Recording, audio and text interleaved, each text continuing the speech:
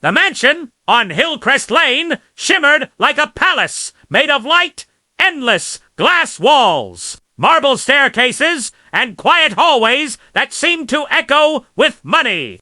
It was the kind of house where even whispers sounded expensive. Asterisk Clara Moreno stood at the threshold, clutching her small cleaning tote. It was her first day. The new maid, one of many faces that came and went through the Vance estate. Asterisk, stay out of sight. Do your job and don't touch anything you're not told to. The head housekeeper had said that morning. Mr. Vance doesn't like disruptions. Clara nodded and entered the world of glass as she dusted a hallway lined with framed awards and family portraits. Something caught her attention. A piano note, hesitant and uncertain, floating from the next room. She peeked through the doorway. A little girl sat before a grand white piano. She didn't play the keys. She traced them. Her fingers moved above the ivory surface in perfect rhythm, as though she could hear a song no one else could. Asterisk her name. Clara soon learned from a passing maid was Lila Vance, the CEO's only daughter, 8 years old. Asterisk, she's different, whispered the maid, checking that no one was near. Sweet, but distant. Mr. Vance keeps the best doctors and tutors for her, but nothing helps. We're told to let her be. Asterisk, let her be, Clara repeated softly. She's a child. Asterisk, the other maid, only shrugged. You'll see. Just don't try to talk to her. She doesn't answer. Asterisk, but Clara couldn't stop glancing back. Lila sat so still, her gaze unfocused yet intent, her small feet barely touching the floor. Occasionally, she'd hum a quiet, trembling sound that faded into silence whenever footsteps passed too close.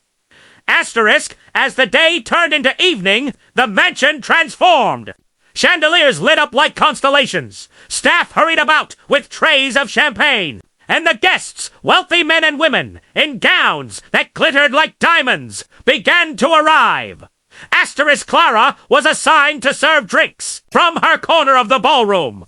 She watched the scene unfold. Polite laughter, rehearsed smiles.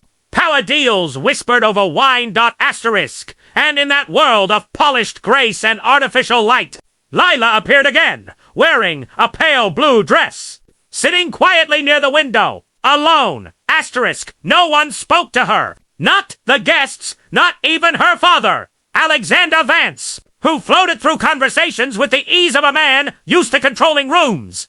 Asterisk, Lila's eyes followed the dancers, her hands making slow, sweeping motions in the air, mimicking their movements, creating her own silent waltz. Asterisk, Clara's heart ached. The child looked like a ghost haunting her own home, present but unseen. The orchestra struck up a waltz. Velvet and silk swirled across the floor as couples glided under the golden light.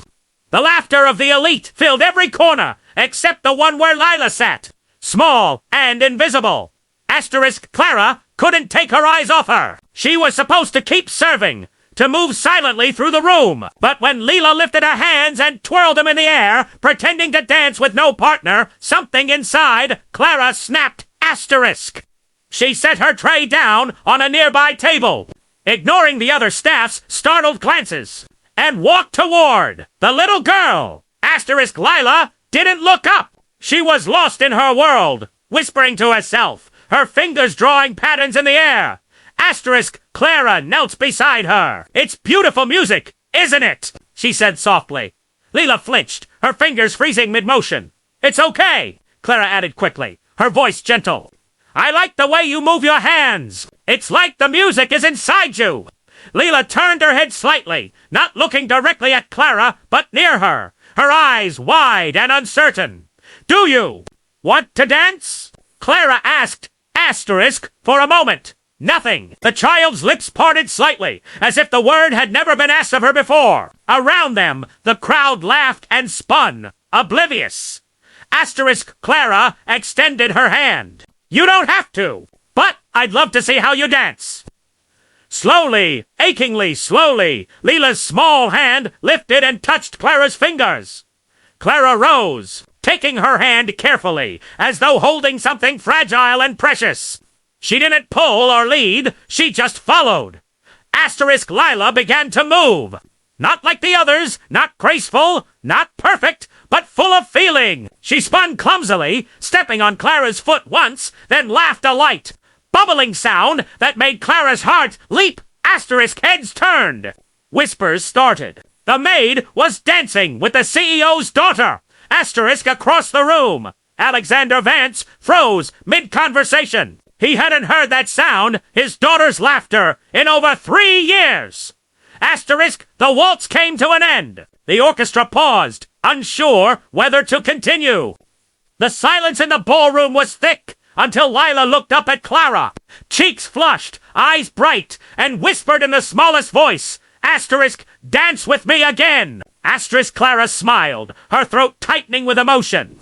Always! And in that moment, under the chandeliers and the stairs, the two of them kept dancing, no longer invisible.